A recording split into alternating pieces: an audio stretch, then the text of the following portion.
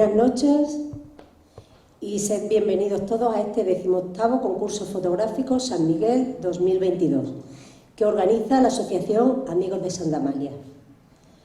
Me gustaría hacer una breve reseña al nombre de este concurso y es debido a que en el día de San Miguel, que es el día 29 de septiembre, pero del año 1897, se llevó a cabo el acto de establecimiento oficial de la fundación de nuestra localidad, Santa Amalia. De esto hace ya 195 años, cuando el escribano de Villanueva de la Serena, Ignacio d'Aspe, levantó el acta correspondiente en presencia del señor don Galo Díez Madroñero, gobernador de Villanueva de la Serena y su partido, y como apoderados y representantes de los 100 colonos que lucharon por conseguir el permiso para fundar el nuevo pueblo: Antonio López, Faustino Fernández y Antonio Almaraz. Con esta firma se colmaban los deseos de estos valientes hombres, de varios años de afanoso trajinar, en los que entonces los futuros colonos demostraron constancia, voluntad y entusiasmo. Antes de proceder a la lectura del fallo, me gustaría dar las gracias en nombre de la asociación a todos los participantes que con sus fotografías consiguen que este concurso se realice año tras año, al excelentísimo Ayuntamiento de Santa Amalia por su patrocinio del 50% de los premios y a la empresa Iberitos por la donación de sus productos. Y sin más preámbulo, cedo la palabra a Diego Parejo, que es vocal de la asociación, para que nos lea el acta del fallo del jurado del 18º concurso de fotografía.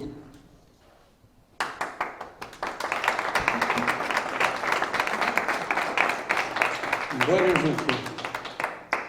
El día 6 de septiembre del 2022, a las 10 de la noche, tras deliberar el jurado la falla del concurso de fotografía San Miguel 18. En esta edición, el jurado está formado por los siguientes miembros: presidente, Juan Regidor Ríos, fotógrafo profesional; vocales, Tomás Molinero Garrido, fotógrafo aficionado; don Iván Cerezo González, fotógrafo aficionado; coordinador del concurso, don Manuel Jiménez González. A esta edición del 18 concurso de fotografía San Miguel se han presentado un total de 32 fotografías. Tras realizar las oportunas deliberaciones, el jurado acuerda por unanimidad de sus miembros conceder los siguientes premios. Primer premio, cifrado en 150 euros, más diploma a la fotografía titulada Atardecer desde el campanario, presentada con el seudónimo Belpe. Autora Patricia Velarde Pérez, con residencia en Santa Amalia. Segundo premio, cifrado en 90 euros, más diploma a la fotografía titulada Visita Especial, presentada con el seudónimo Clavicordio. Autora Beatriz Jiménez Tena, con residencia en Santa Amalia. Tercer premio, cifrado en 60 euros, más diploma a la fotografía titulada Un destello de paz, presentada con el seudónimo Melli. Autora Raquel Jiménez Tena, con residencia en Santa Amalia. Todo lo cual certifican y firman los miembros del jurado de este 18 concurso de fotografía San Miguel 2022, organizado por la Asociación Cultural Amigos de Santa Amalia y patrocinado por el excelentísimo Ayuntamiento de Santa Amalia, el cual patrocina el 50% de los premios. Firmado don Juan Regidor Ríos, don Tomás Molinero Garrido y don Iván Cerezo González.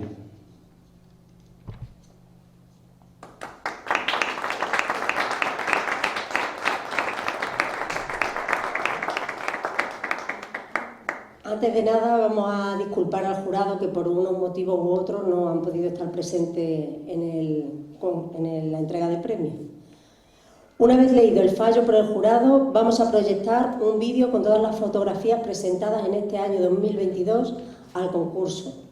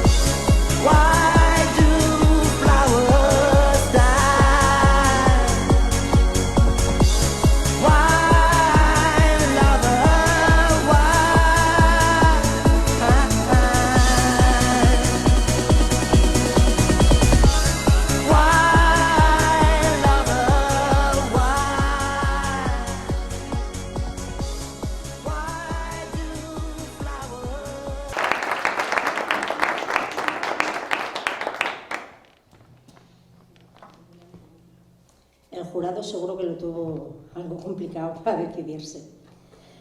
Bueno, pues para amenizar todo este protocolo que llevamos, ahora voy a dar paso a una actuación musical. Esta noche nos acompaña nuestra paisana Paula Rodríguez y la recibimos con un fuerte aplauso.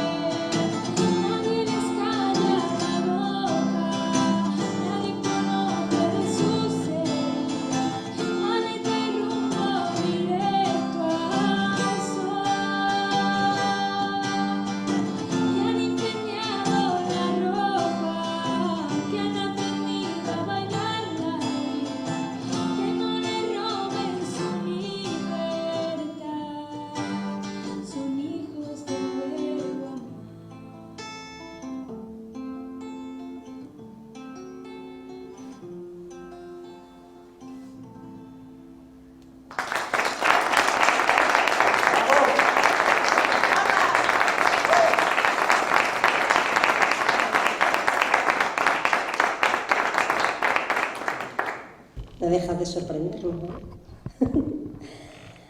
Y proseguimos con los que nos ha reunido aquí esta noche, que es la entrega de premios y diplomas, y comenzamos por el tercer premio, cifrado en 60 euros más diploma, y ha sido otorgado a la fotografía titulada Un destello de paz, de Raquel Jiménez, residente en Santa Amalia.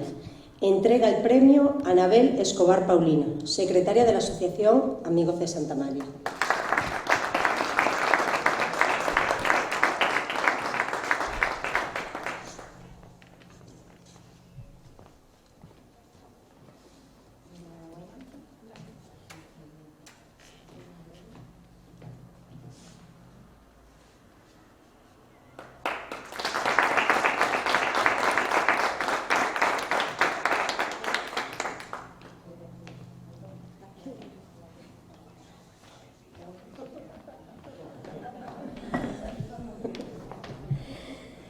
El segundo premio, cifrado en 90 euros más diploma, ha recaído en la fotografía titulada Visita especial, de Beatriz Jiménez Tena, residente en Santa Amalia. Entrega el premio Marcos Nieto Dorado, vicepresidente de la asociación.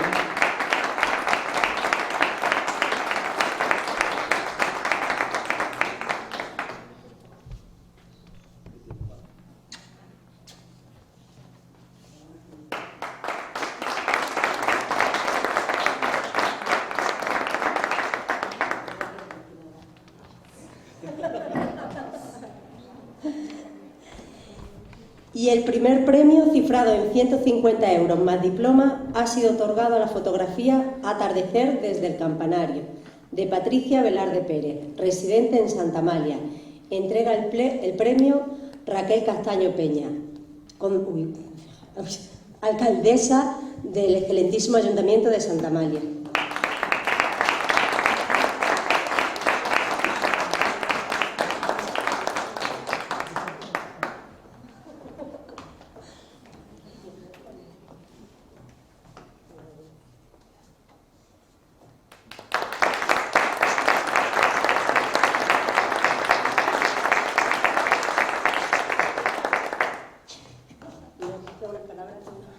Desde el Ayuntamiento de Santa Amalia, agradecer a la Asociación Amigos de Santa Amalia por la organización de este evento y, como no, a todos los participantes, porque sin ellos no sería posible celebrar eventos como el de hoy. También desde aquí, aprovechando que tenemos las cámaras, animar a todos los vecinos para que participen en este concurso y no se pierda, ya que año tras año tenemos más tecnología y utilizamos menos la fotografía, pero es algo muy importante y muy bonito, porque la fotografía siempre queda en el recuerdo. Así que muchas gracias a todos y a todas.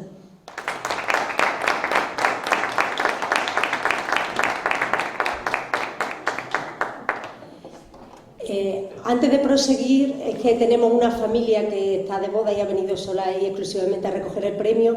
Nos vamos a hacer la foto de rigor con los premiados, ¿vale?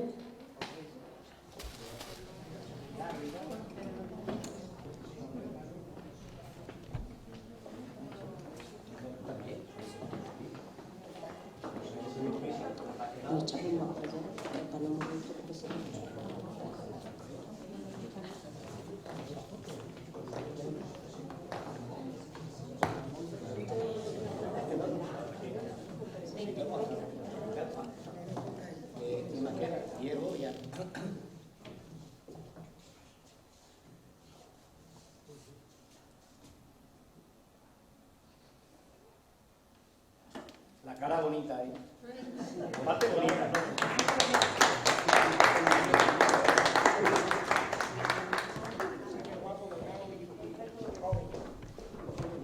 Voy a hacer un inciso antes de seguir, que para otro año no vamos a anunciar a los ganadores, porque visto lo visto, solo vienen los que han ganado. Así que para otro año no se va a decir quién ha ganado hasta este día. Sí, sí, porque vamos, vienen nada más que los que van a recibir el premio y no me parece tampoco... Bueno, pues esta noche también contamos con una invitada especial que nos va a presentar su libro titulado Tiempos convulsos, de Ana María Castillo Moreno, y le cedo la palabra a Francisco Javier Carmona Camarero para que le presente.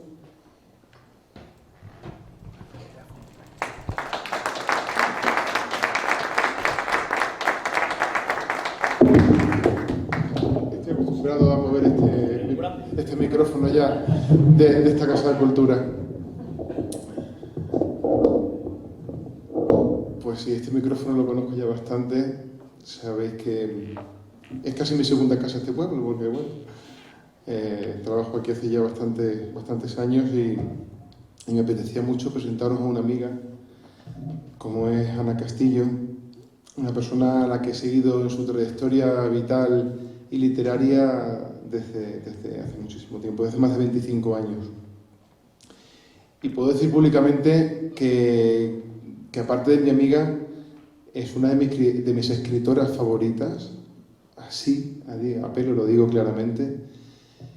Y claro, mi amistad no va a impedir que lo que diga como lector lo diga con toda fiabilidad de un lector y bueno, pues de alguien que ha estudiado filología y que sabe lo que está diciendo de un libro. No obstante, no voy a hablar mucho de ella, porque me voy a hablar mucho del libro porque prefiero que lo haga ella, pero sí quiero presentaros a quién es Ana. Ana Castillo es de Berlanga, allá en la campiña sur de Extremadura. Desde pequeña, lo mismo que compraba golosinas en los kioscos, compraba libros, unos de cubierta blanda de la colección Azucena, que eran parte de sus juguetes, que intercambiaba con sus amigas. Y por qué no, pues ella fantaseaba también algún día inventarse ese tipo de historias. Y como nos pasa a muchos el cole pues, nos muestra nombres, lecturas que luego pervivirán en nuestra historia. Y así le ocurrió a Ana, con Bécquer, Machado, Cernuda, Juan Ramón Jiménez. Con ellos aprendió que la poesía podía ser un medio de expresión personal, pero también, y esto es importante en cuanto a Ana, una actitud ante la vida, lo que ella llama la actitud poética. Y esa actitud poética se empezó a hacer visible públicamente cuando publicó su primer poemario hace ya 22 años, El despertar de las adelfas, continuando con otros 3 libros más, Vuelos de eternidad, Petra, la noche tú y La música de las horas. Yo ya había conocido a Ana en Mérida unos años antes de ese primer libro, cuando la Asociación Cultural Gallos Quiebran Albores aún era una joven tertulia de curiosos y junto a otros compañeros la hicimos crecer, pero también nos hizo crecer a nosotros. Nos hicimos mayores, literariamente hablando, además de sus publicaciones que ya he mencionado. Ana también, y las propias de la tertulia, Ana también fue galardonada con premios de poesía aquí en Extremadura, pero también en Barcelona y en Murcia. Pero hasta ahora solo he hablado de poesía y sin embargo vamos a presentar una novela. ¿En qué momento da un giro su trayectoria literaria? Yo diría que en ningún momento, sino que suma a la poesía la necesidad que tiene de contar historias. Ana es maestra, independientemente de que ella no ejerza, se es maestra toda la vida y lo es cuando está contando una historia, cuando está hablando de su pasión literaria. Su contacto con los más pequeños le llevó a leerles historias, pero también llega un momento en el que se te acaban y tienes que crearlas tú mismo. De ahí nació su primera publicación en prosa, La maestra cuenta cuentos, en la que incluso una alumna suya llegó a participar con sus dibujos. Luego vendrán colaboraciones con relatos breves en una revista online, Wall Street International Magazine, en su edición española. Algunos de ellos todavía muy poéticos, porque no podemos dejar de pensar que ella es poeta, pero los había también más directos. Y es aquí, en esta visión de la prosa como un relato directo al lector, donde llega a tiempos convulsos. Hace ya bastante tiempo, más de 10 años quizá, muchos, algunos más. Quizá me contaste que había estado de vacaciones en el País Vasco y que habías conocido y hablado con emigrantes extremeños y con sus descendientes.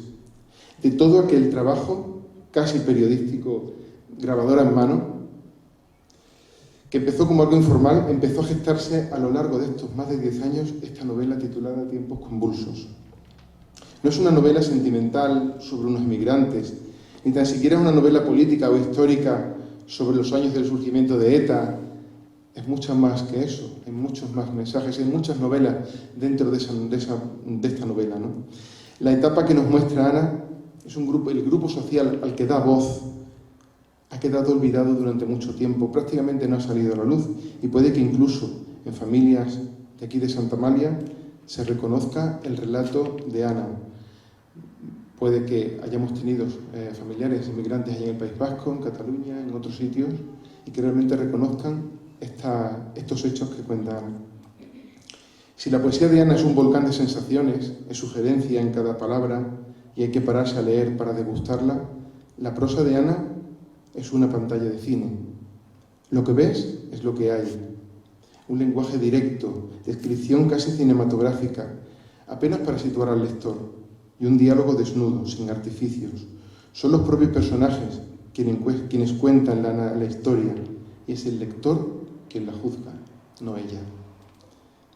No quiero hablar más de la novela en sí para darle más tiempo, pero sí quiero animaros a que os sumerjáis en las vivencias de unos nombres ficticios, en unos escenarios ficticios, que son personajes, tanto los propios nombres como los lugares son realmente personajes, pero dentro de una realidad histórica y unos hechos históricos que cambiaron, al fin y al cabo, la realidad de nuestro país. Y en parte llegan hasta nuestro momento de vida. Con la épica de la lucha por la supervivencia, por el amor, la justicia social y, como ella dice, con personajes que apostaron por el amor, la paz y la dignidad, algo que no siempre es fácil de encontrar, y con un final inigualable, el único final realmente que cabía, pero descrito con una maestría propia de los más grandes, donde Ana ya ahí sí que no puede esconder su visión poética y sobre todo lo que tú llamas la actitud poética ante la vida. Es su primera novela. Parece mentira porque es un estilo... Bueno, podríamos cambiarle el nombre del autor y dirías, bueno, es un novelón no sé, de cualquier autor, ¿no? Es su primera novela, pero es una novela muy madura, muy trabajada. Y Ana, esperamos más cosas de ti, más actitud poética sobre todo, tanto en prosa como en verso. Y nada, cuéntales lo que has hecho porque merece la pena escucharlo. Muchas gracias.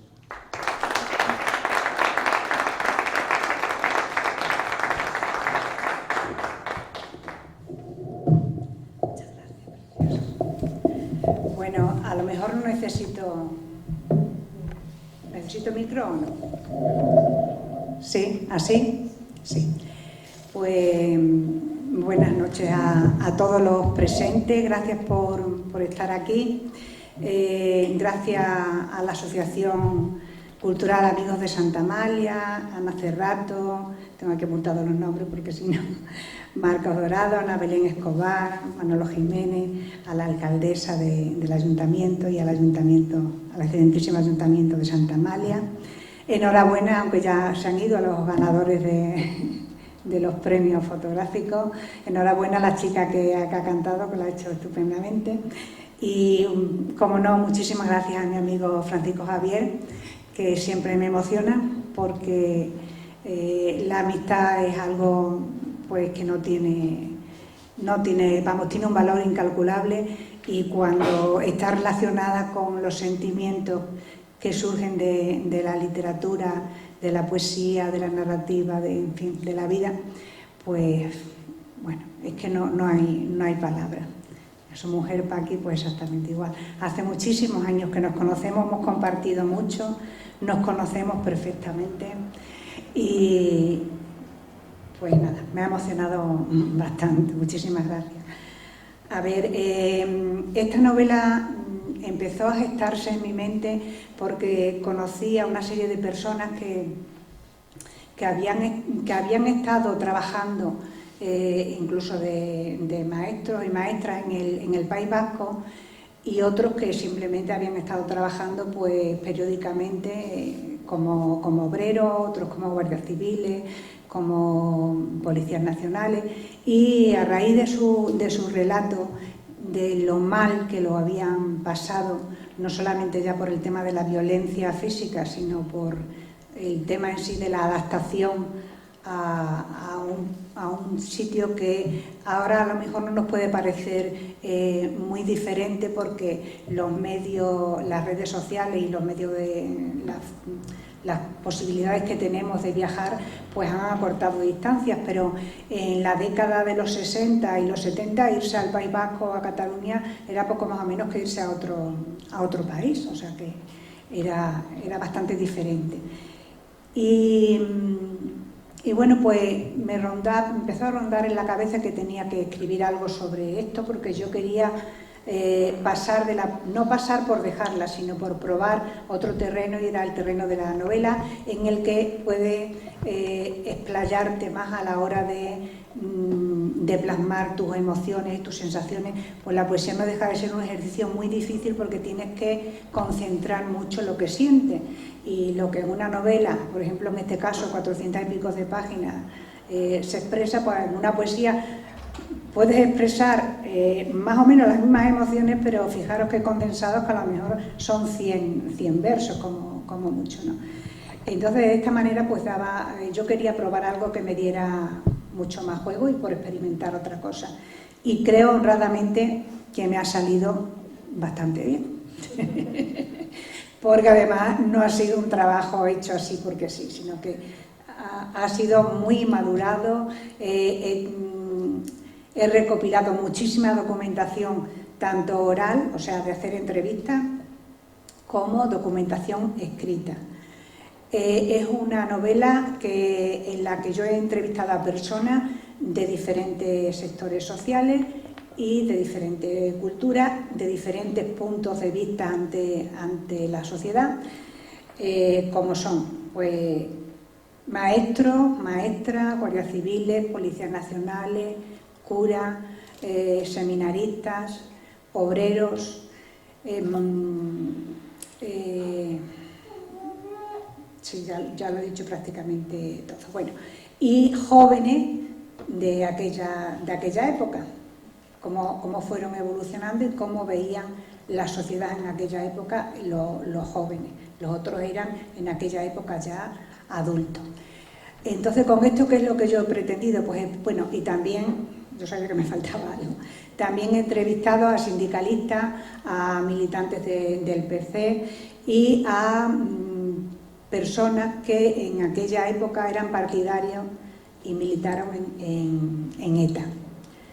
A los que yo llegué a entrevistar no llegaron a apretar el gatillo, pero sí estaban metidos dentro de ese mundo, porque en un principio ETA surgió no como algo tan terrorífico como luego llegó a ser, sino que era como una forma de reivindicar lo que era la independencia del País Vasco, sus costumbres, su cultura, etc. Nació con unos fines que después ya se fueron desvirtuando y terminaron en lo que todos conocemos. Bueno, pues yo no quería que mi novela se centrara solamente en esto, ni mucho menos, sino que yo quería empezar antes de la violencia del grupo terrorista ETA, y entonces por eso me centré en el tardofranquismo, o sea, en la década de los 60, sobre esta década se había escrito poca novela me refiero, y luego ya cómo fue derivando hacia la transición, para mostrar una década, la década de los 60, que para mí ha sido un descubrimiento y es una década maravillosa, porque en ella se empezaron a gestar muchos cambios sociales que luego ya germinaron en la de los 70 y hicieron posible la democracia.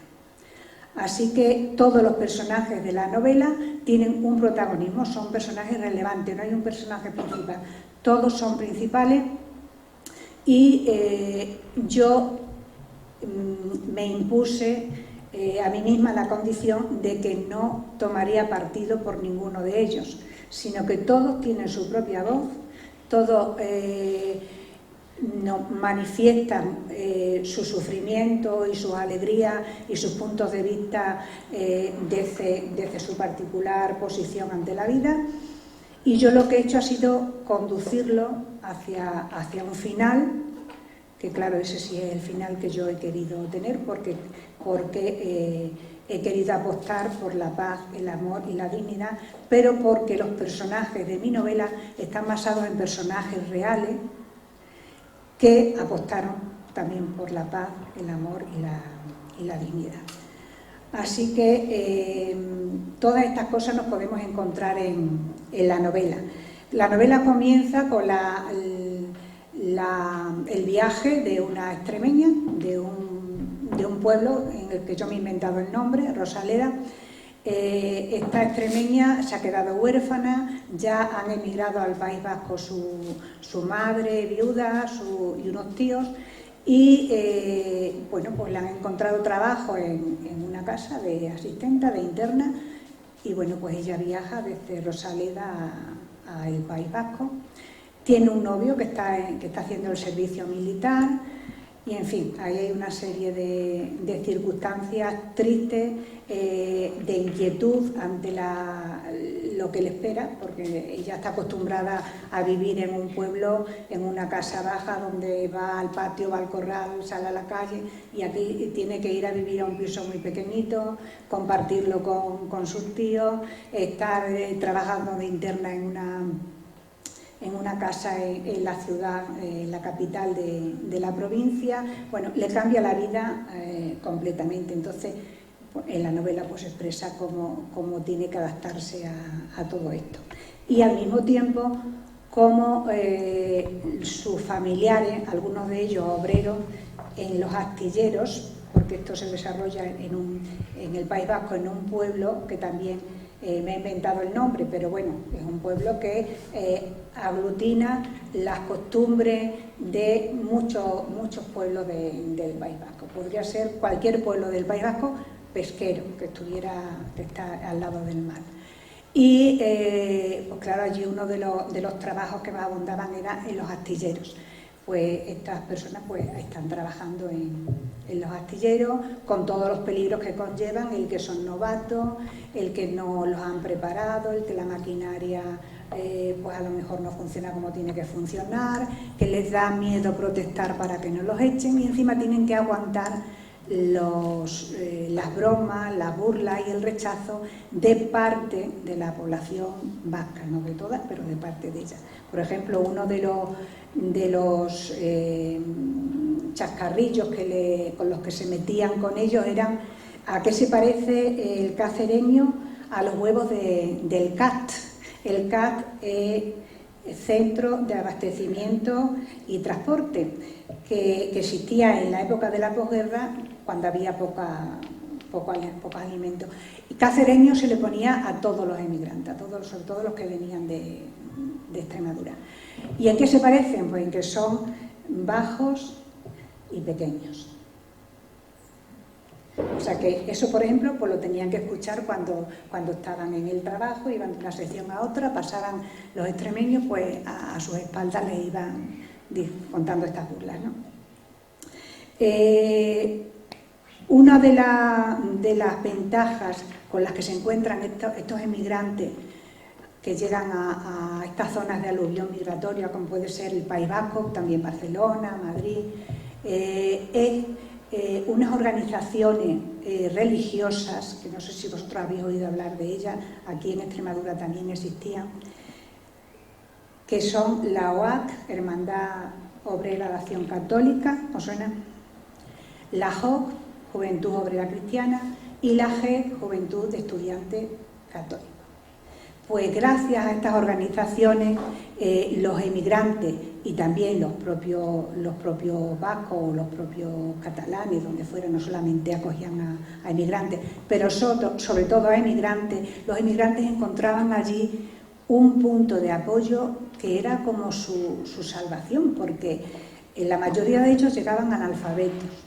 Pues aquí se les enseñaba a leer y a escribir, se les daba una formación a todos los niveles, a nivel sindical, a nivel social, tenían una biblioteca para poder coger libros, pero sobre todo tenían el apoyo y el respaldo de alguien que podía escuchar sus problemas, compartir con ellos todas las penurias que tenían y bueno, pues de esta manera iban saliendo adelante. Estas organizaciones fueron muy importantes en aquella época. De ellas, que yo sepa, no se ha escrito prácticamente nada. Entonces, una de las novedades que tiene mi novela, con la que yo me encontré cuando estuve haciendo las entrevistas, porque yo no sabía que existían, y para mí fue una gran sorpresa. Y muchas personas de las que estaban en estas organizaciones luego se metieron en política, otros terminaron en la CNT, en la ORT, o sea, personas que sobre todo aprendieron a tener un criterio propio, aprendieron a reclamar lo que creían que era justo, pero con razonamiento, no a lo bruto y tampoco sin dejarse manipular. O sea que fueron unas organizaciones bastante importantes. Me gustaría ahora proyectar el vídeo y luego os puedo leer algunos párrafos, si queréis, de la novela. Y bueno, y si queréis precomentarme algo, preguntar algo, pues también podemos hacerlo. Este vídeo es obra de mi amigo Francisco Javier Carmona. Bueno, pues aquí lo que es como un resumen de todos los temas que trata la novela. La inmigración, dando, y bueno, he sacado las imágenes esas, la vas pasando, las maletas, el desarraigo. Ellos iban, me comentaban a los inmigrantes que yo no solamente estuve haciendo entrevistas en el País Vasco, también entrevisté aquí en Extremadura, o sea que las primeras durante mucho tiempo vivían en chabolas, en barrios donde no llegaba el agua corriente. Ahí también vivían los sacerdotes que pertenecían a esas organizaciones. Y hubo un año, no recuerdo bien, lo tengo aquí reflejado en la novela, porque esto también me lo contaron, en que Franco pues decidió que en España no existía el chabolismo y que todas esas chabolas había que tirarlas. Y entonces se derrumbó el barrio de las chabolas en este pueblo, aunque sea ficticio, en mi mente no es ficticio, existe, y se creó pues una urbanización grande para trasladar a todas esas personas, pero durante muchísimos años vivían así. Las revueltas sociales, por eso digo que la década de los 60 es muy interesante, porque hubo muchísimas revueltas a nivel social y había huelgas políticas y huelgas económicas, no eran, o huelgas sociales, eran todas de tipo político. Lo político fue ya más a partir de los 70. Manifestaciones,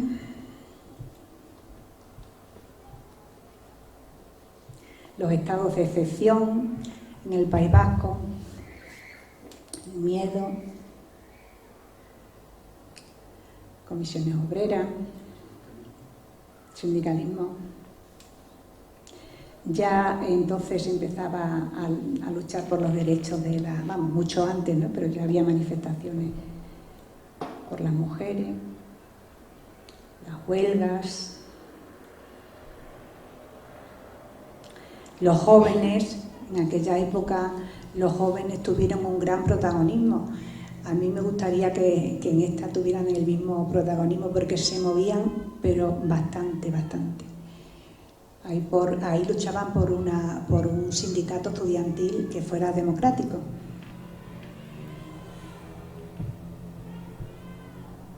El colapso en las aulas, contra la dictadura.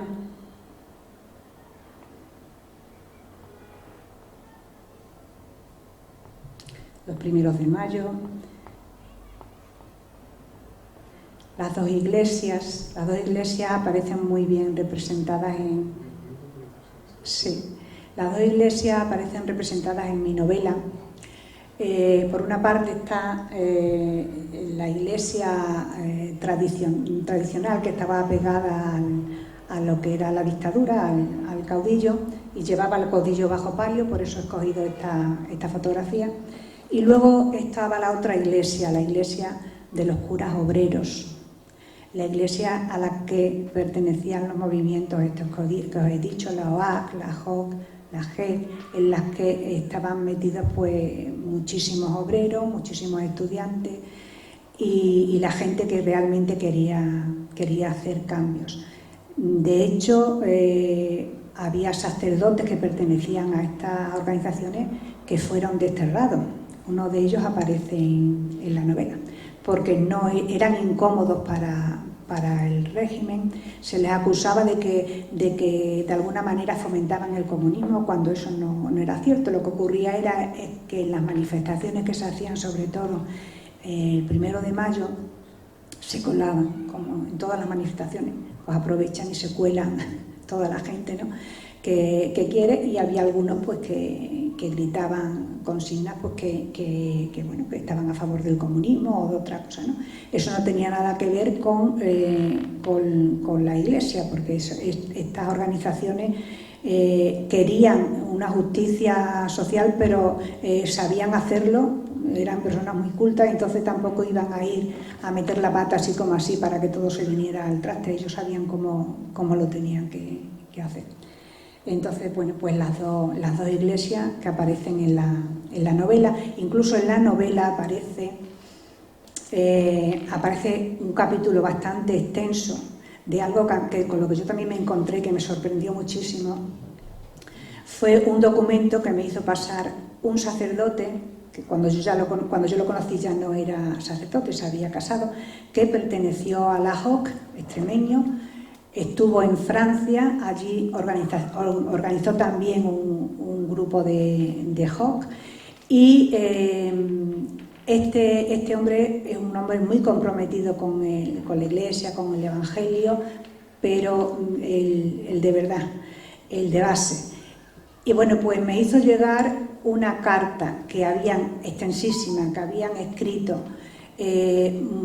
cristianos de base son la gente normal y corriente que creen en la doctrina de Cristo, pero no creen en la institución de la Iglesia. Y la estaban pasando por muchos países de Europa.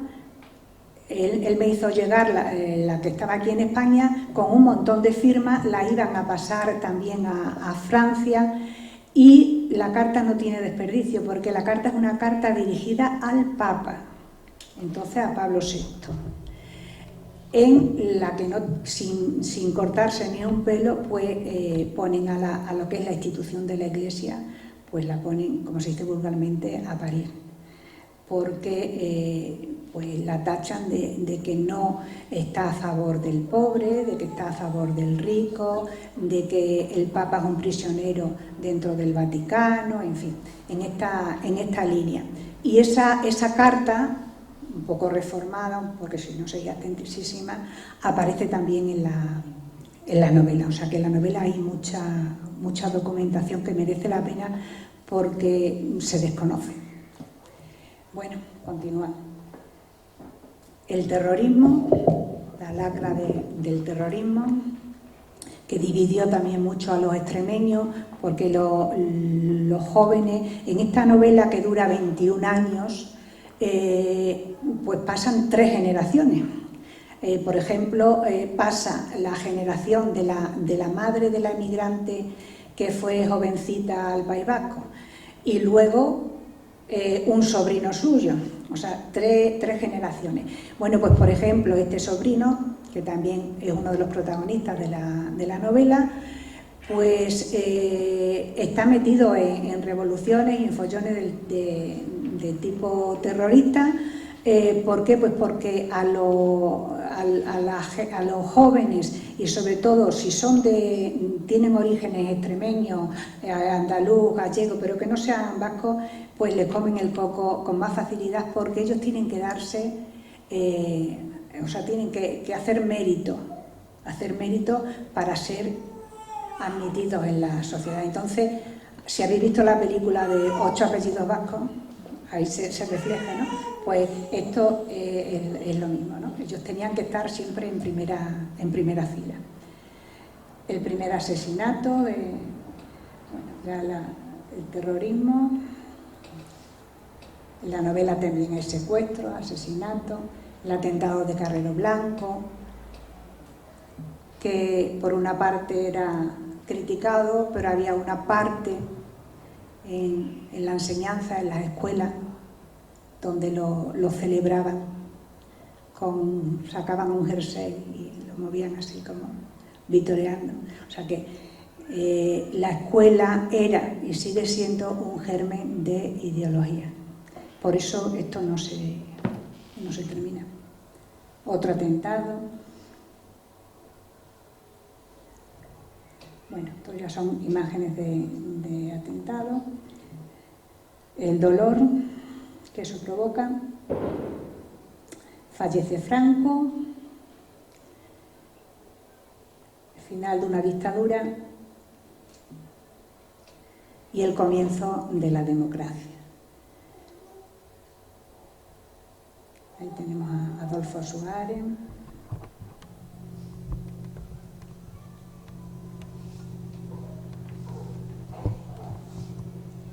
Vidas entrelazadas, inmersas en un laberinto donde nada es lo que parece, porque todos querían expresarse, pero tenían miedo y hablaban pues en su círculo. Entonces, se decía, y eso aparece muchas veces en la novela, cállate que las paredes oyen.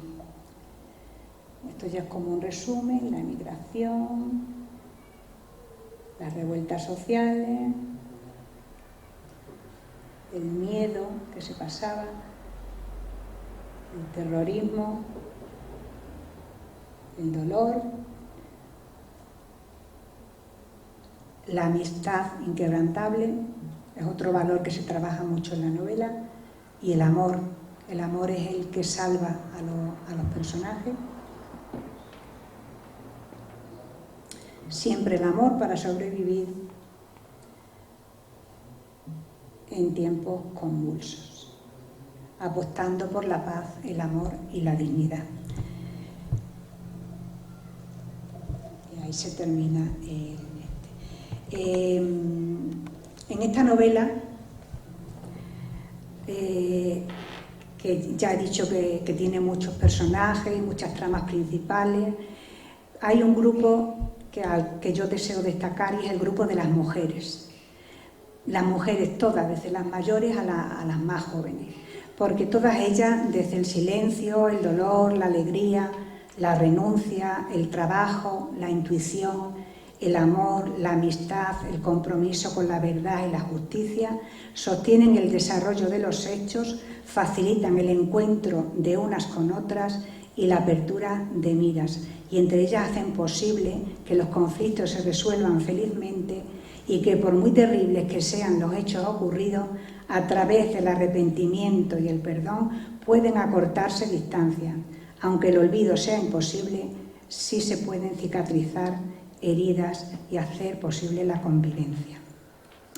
Eso lo van consiguiendo las mujeres a lo largo de la novela. En la novela nos encontramos extremeñas que se casan con vascos, vascos que se casan con, vascas que se casan con policías nacionales o guardias civiles y luego terminan viniendo a Extremadura. Entonces una novela circular, porque empieza de Extremadura al País Vasco y termina viniendo del País Vasco a Extremadura. Hay estudiantes que mueren, guardias civiles que fallecen, mujeres de guardias civiles que no perdonan y otras que sí. Y si me permitís, pues puedo leer, por ejemplo, a ver,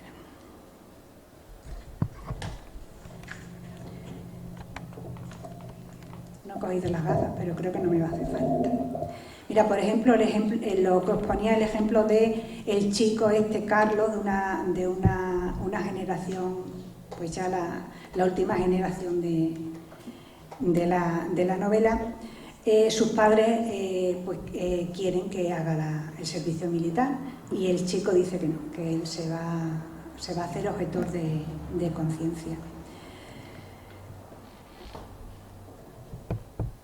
Carlos se siente agotado. En cuanto termina de cenar, Mari le aconseja que se vaya a dormir y los tres adultos, no, perdonad que esta no era la que yo quería leer. Perdona, esta no es la que yo quería leer. Bueno, no voy a leer esa, voy a leer otra. Esta. Están comiendo y los padres pues le dicen que ya pronto va a ser el Día de los Quintos, que se va a celebrar igual que se celebraba aquí, y que ya el próximo año le va a tocar a él el hacer la mili. Y dice él: me parece que a mí no, yo no pienso hacer la mili. Ya estamos, tienes la cabeza llena de ideas raras, protesta Eusebio, su padre. Yo no quiero prestar ningún servicio a España. No se te ocurra decir eso fuera de casa, le regaña Antonia muy asustada. Tranquila, madrina, sé cuidarme. Tú lo único que sabes es darle a la metralleta. Metralleta es el nombre que le han puesto ahora a la guitarra, aclara Juana ante la mirada asombrada de Emilia. Algún día te van a pillar con esa guitarra llena de pegatinas revolucionarias y te vas a enterar de lo que vale un peine. No será porque no te lo hemos aconsejado bien. Ver, oír y callar, igual que hacemos nosotros. Ay, Virgencita del Carmen, este chaval cualquier día se busca la ruina y nos la busca a todos. Los de aquí os tienen bien sorbido el seso. En todas las manifestaciones los extremeños sois los primeros y en primera fila, para que se os vea bien. Como si tuvieseis que demostrarle algo a esta gente, se queja con rabia Emilia. Eso mismo piensa doña Carmen, la maestra. Os utilizan para no dar ellos la cara, y luego, si hay que llevarse preso a alguien, que sea a los cacereños. Doña Carmen dice que parece como si quisiéramos hacer mérito para ser aceptados. Solo decís chorradas, se indigna Carlos. Las cárceles están llenas de presos vascos. Muchos de ellos tienen algún apellido extremeño o andaluz, te lo aseguro yo. Nos gusta mucho hacernos los valientes, recalca su padre. Bueno, aquí se pone de manifiesto, pues, el ambiente que había en las familias en aquella época, los jóvenes pues queriendo subirse al carro del tema este. Y luego tengo aquí también un fragmento señalado que es de tipo amoroso del encuentro entre un vasco y la extremeña esta. Dice, el jueves por la tarde Vicente aguarda en la estación de tren la llegada de Antonia. La espera sentada en el mismo banco de piedra que la vez anterior. Ella viene vestida con un abrigo gris claro, un pañuelo azul celeste le cubre el cuello. El cabello ondulado, muy largo, de color castaño como sus ojos, luce suelto sobre los hombros, sujeto a la altura de ambas orejas por unas horquillas. Vicente se recrea en esta visión mientras las chicas se aproximan. Es realmente preciosa, piensa. Me gustaba cuando iba toda cubierta de negro, pero ahora que algunos colores la iluminan, me encanta. Eres muy puntual, le saluda Antonia. Ya te dije que volvería a devolverte el dinero, aquí lo tienes. No era necesario que te dieses tanta prisa. Me hiciste un gran favor, lo mejor de todo es que he tenido la oportunidad de verte de nuevo. El tren llegará de un momento a otro. Antonia se sonroja. Sé que pasas muy poco tiempo en Arananso. Sí, muy poco. La llegada del tren interrumpe bruscamente la conversación. Antonia sube a prisa al vagón. Desde la ventanilla observa a Vicente parado en el andén. El chico contempla cómo se aleja la chavala de la que se ha enamorado, pero que no puede ser para él porque está comprometida con otro. Pronto se irá a la mili. Cuando la termine, seguramente ella estará casada. Puede que hasta haya tenido un hijo. Estos pensamientos lo llenan de angustia e impotencia. La extremeña de los ojos de miel le ha calado muy hondo, tanto que ni puede ni quiere dejar de pensar en ella y en qué podría hacer para conquistarla. Bueno, y por último, que ya es bastante tarde, pues ya casi al final, el tema del perdón. Esta es una conversación entre una maestra vasca y la mujer de un guardia civil fallecido.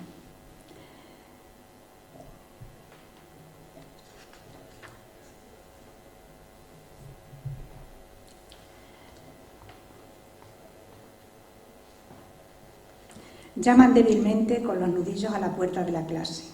Pase, siéntese. Eugenia le señala una silla que acaba de colocar delante de su mesa. Soy Maite, la madre de Luis Moreno. Usted dirá, qué fácil es para algunos olvidar un nombre y un apellido, le suelta con despecho. ¿Perdone? Eugenia no sabe a qué se refiere. Se siente intimidada por el desprecio y el rencor con que se dirige a ella. Fue usted quien me envió esta carta, ¿no es así? Me la envió a mi dirección en Rosaleda y otra igual a mi amiga Julia, la esposa de Alonso Jiménez. ¿Le suenan ahora esos nombres? La mujer le extiende un sobre en el que Eugenia reconoce su letra. A Eugenia le tiembla todo el cuerpo, no sabe qué decir ni hacia dónde mirar. Esto sí que no se lo esperaba. No sé qué decirle. Hace un sobreesfuerzo por controlar los nervios. En esta carta, mi hermano les explica cómo sucedió aquello y les pide perdón. Mis padres y yo sentimos de verdad lo que ocurrió. Lo sentimos entonces y lo sentimos ahora. No hemos podido quitarnos de encima el pesar y la vergüenza. Tampoco mi hermano, especialmente él. Me consta que son pocos los días en que logra conciliar el sueño. Mi hija y yo hemos estado años con tratamiento psiquiátrico para poder enfrentarnos cada día al dolor. Lo mismo les ha ocurrido a Julia y a su hijo. Por este calvario pasan todas las viudas y todos los huérfanos que los vuestros van dejando por el camino. No son los nuestros, se defiende Eugenia. No, replica Maite con acritud. Yo no estoy de acuerdo con lo que hacen. Mi hermano estuvo en la cárcel. Sé que no es suficiente castigo, pero créame si le digo que él no disparó, que él nunca hubiera disparado. He sufrido demasiado para creer en algo. El rostro de Maite permanece inexpresivo. Lo siento, los ojos de Eugenia reflejan mucho dolor e impotencia. Sentirlo no basta, afirma Maite con brusquedad. ¿Qué otra cosa puedo hacer? ¿Qué otra cosa puede hacer mi hermano? Algún día tendremos que empezar a perdonar. Yo me he venido aquí precisamente para alejarme de todo aquel fanatismo, para llevar una vida tranquila junto a mi marido, que es precisamente policía nacional y extremeño. Él sufrió mucho hace poco un atentado. Fue durante una manifestación. Le dieron una paliza y le tiraron al mar. Perdió un riñón, pero no perdió la vida. A punto estuvo. Se lo ruego, denos una oportunidad. A Eugenia se le escapan algunas lágrimas. A mi marido no se la dieron. En la voz de Maite empieza a percibirse la emoción. Lo pasado ya no tiene remedio, pero puede servirnos para aprender la lección y vivir un presente más feliz en el que las palabras esperanza sea una realidad cada día. Eugenia pone entusiasmo en sus palabras. ¿Cree usted que puede haber esperanza para nosotros? Maite se derrumba, le tiembla la voz, sus manos aprietan con fuerza el pañuelo con el que acaba de secarse una lágrima furtiva. Estoy convencida de ello, por eso estoy aquí, en esta tierra, por eso el destino me ha traído hasta la clase a la que asiste su hijo, por eso está usted aquí, esta tarde, en este momento, diciéndome a la cara todo lo que ha tenido ganas de decirme a mí y a mi familia durante años. Mi marido cree que nada pasa por casualidad, que todo tiene una razón de ser. Permítame demostrarle que no soy su enemiga. Le pido perdón una vez más y se lo pediré hasta que lo consiga en nombre de mi hermano y en nombre de mi tierra.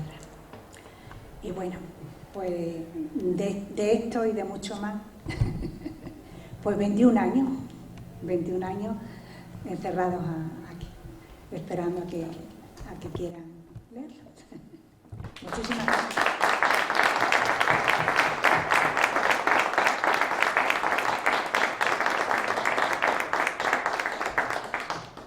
No sé si hay turno de palabras, si ya es muy tarde, ya no, como queráis. Estoy a vuestra disposición. ¿Alguien quiere preguntar algo, comentar algo, ha tenido alguna experiencia, o le ha resonado algo que conozcáis de algún emigrante? Sí. Aquí en Santa María tenemos un hermanamiento con Ordicia, que es un pueblo del País Vasco. ¿Con quién? ¿Con qué? Ordicia. Ordicia. ¿De qué provincia? De Guipúzcoa. Y el hermanamiento viene porque de Santa María hay muchísimos inmigrantes allí. Ah. A raíz de ahí, de la relaciones familiares, surgió el hermanamiento. Pues precisamente... ¿Se ha tenido ocasión de hablar con gente de allí de Ordicia? No. No sé. He entrevistado en la provincia de Guipúzcoa. Aunque yo me he inventado el nombre del pueblo, pues para no sentirme encerrada en tener que referirme solamente a eso, sino que como también he conocido a personas que han estado en otros sitios, pues me he inventado el nombre, pero bueno, realmente el escenario es de esa provincia, pero de ese pueblo en concreto, de ese pueblo en concreto, no. Pero sí es interesante, la verdad es que yo he aprendido muchísimo. Yo iba con una idea, esa idea la he cumplido, pero la he sobrepasado por todo lo que me he ido encontrando. Me ha merecido la pena. Son 2 décadas muy interesantes y los jóvenes de hoy en día deberían conocerlo porque gracias a ellas tenemos lo que tenemos. O sea, hemos conseguido la democracia, que por supuesto todo es muy mejorable, ¿no? Porque la situación que tenemos ahora, que curiosamente se repiten muchos patrones, porque yo hay expresiones que he leído en los periódicos que me dejaron de aquella época de los jóvenes y los no tan jóvenes, y bueno, eran situaciones que se repiten ahora. Por ejemplo, quejarse del consumismo, quejarse de la manipulación de los medios de comunicación, solamente había 2 cadenas, pero ya se decía todo eso, o sea que incluso una, pero ya se veía que, bueno, pues que los políticos, una vez que ya murió Franco, pues empezaba, como me decía uno de los protagonistas de la novela, pero el real, empezó el quítate tú que me pongo yo, y entonces ahí ya se fastidió. Se fastidió el tema, ¿no? Y en realidad la televisión pues comenzó a ser un medio de, claro, al servicio del poder normal, lo utilizaban para, y ya se criticaba eso, y había dos cadenas, así que fijaros hoy en día con todo lo que tenemos, ¿no? Ya se hablaba de que si la juventud estaba muy loca, que si eran unos tiempos muy malos, que todo lo que vamos diciendo ahora se va repitiendo de alguna manera. Pero el valor que se le inculcaba a la gente de luchar por sus derechos y reivindicar para conseguir tantos cambios como se han conseguido en poco tiempo, eso tiene un mérito muy, muy, muy grande. Costaron vidas, claro, y a gente que pasó muchos años en la cárcel.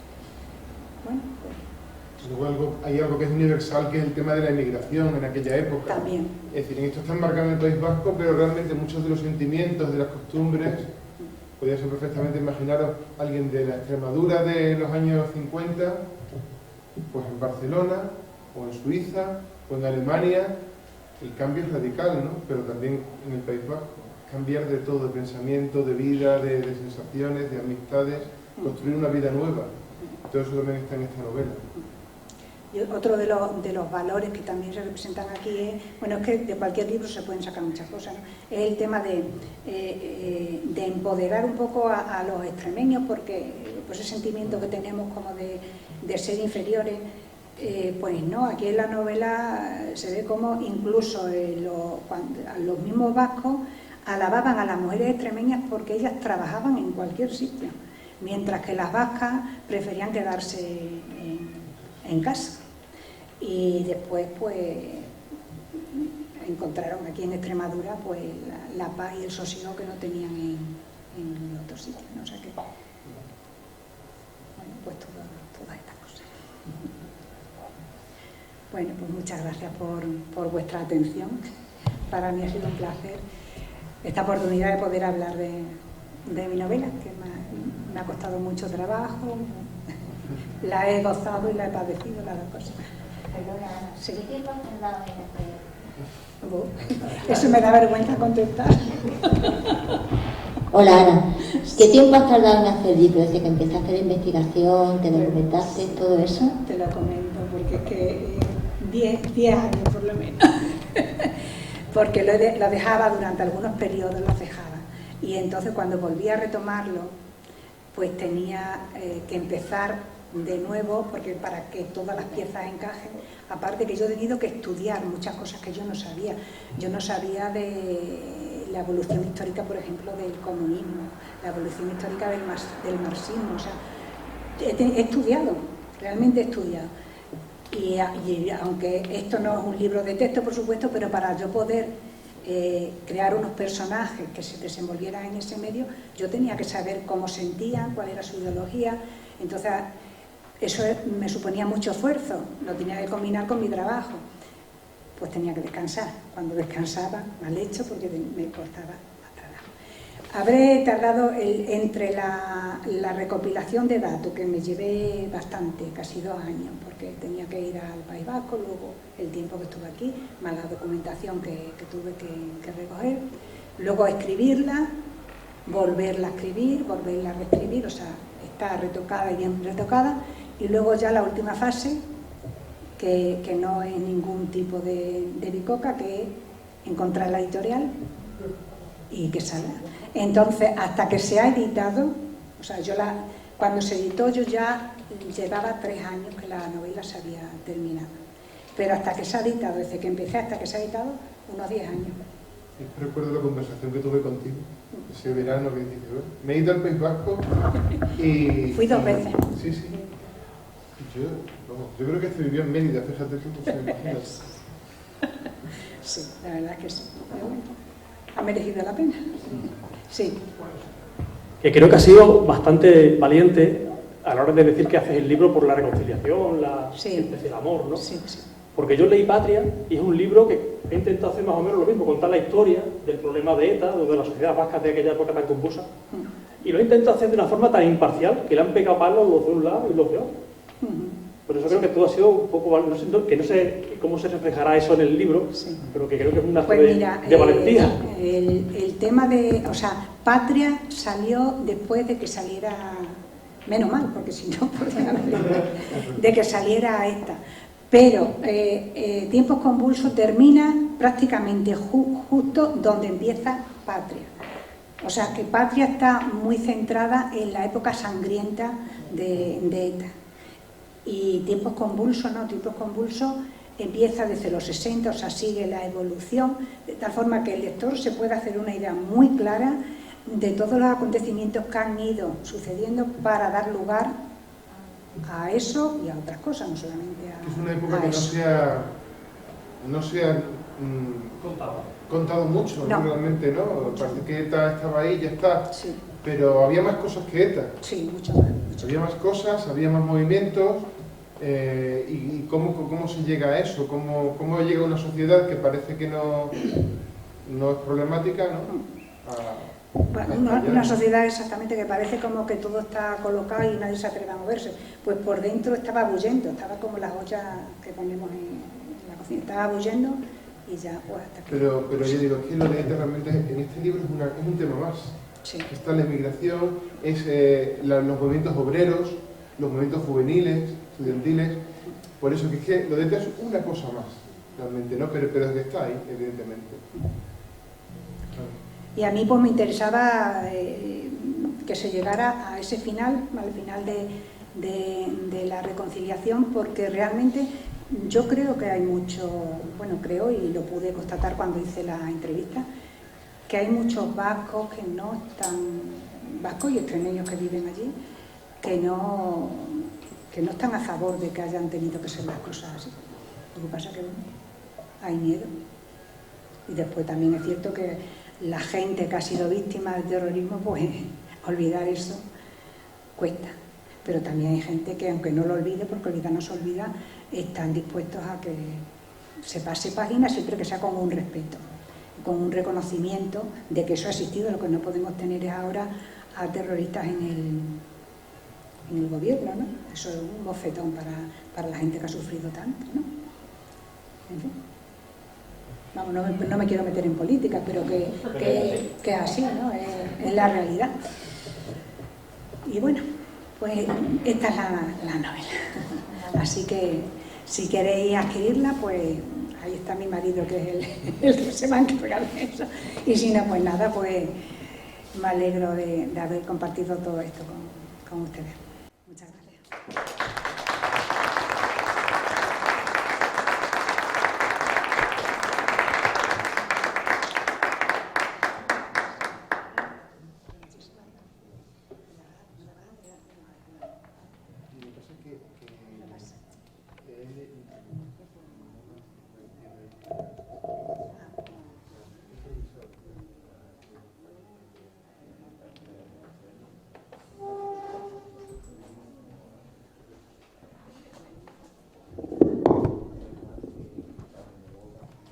Pues muchísimas gracias, y yo creo que a más de uno nos ha quedado la cosa de saber qué ocurre en el libro. Y antes de finalizar, quiero reiterar mi agradecimiento y el de toda la Asociación Cultural, la asistencia a este acto, a los participantes, a las autoridades que nos han acompañado durante la noche, al excelentísimo Ayuntamiento de Santa Amalia, a la empresa Iberitos, a Paula Rodríguez y a Ana María Castillo por acompañarnos esta noche y, como no, a todos los asistentes. También me gustaría hacer un llamamiento al Ayuntamiento para que no se olvide de la cultura y que apueste por ella, que es algo fundamental en esta sociedad que tenemos la cultura un poco cogida entre pinzas. Estamos más a otras cuestiones que a la cultura. Y esperábamos la asistencia del jurado, como no ha venido no le vamos a dar un detalle, pero sí queremos hacer entrega de un detalle a Paula por habernos acompañado esta noche, y nos va a terminar ella cantando una canción y después nos vamos a tomar todos aquí un vinito de honor que aporta la asociación. Muchas gracias a todos.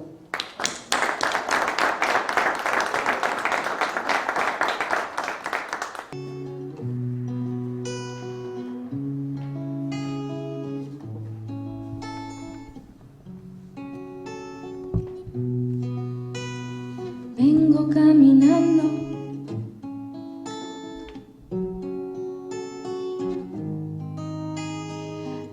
caminando, pago un precio razonable por los actos que me gasto. Quiero que el mañana me sorprenda sin tener una respuesta a preguntas que me hago. Vengo sin querer venir, queriendo que mis sueños se produzcan cuando sigo imaginando. Quiero que se esfume la intuición y saltar a tus botones sin dar explicación.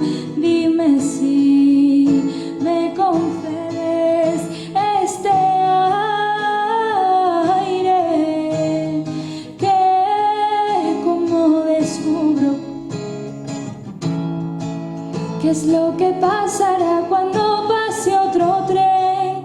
Si paseando por la calle encontraré tu rostro entre otros 100.000 millones de miradas me secuestrarán, 100.000 millones de perfumes, pero tú, estando lejos, me regalas primavera.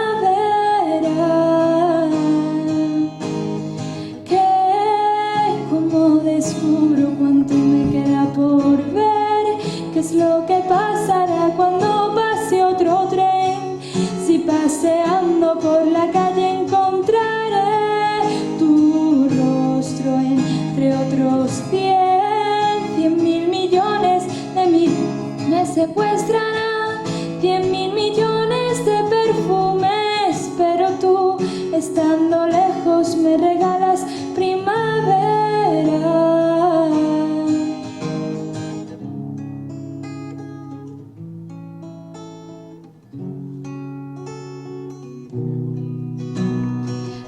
Retractando que hoy es siempre y siempre queda en el presente de poder ser un gran día. Quiero que el mañana me sorprenda sin tener una respuesta a preguntas que me hago. Dime si me concedes este aire, que como descubro cuánto me queda por ver, qué es lo que pasará cuando pase otro tren. Si paseando por la calle encontraré tu rostro entre otros 100.000 millones de miradas me secuestrarán, 100.000 millones de perfumes, pero tú, estando lejos, me regalas primavera.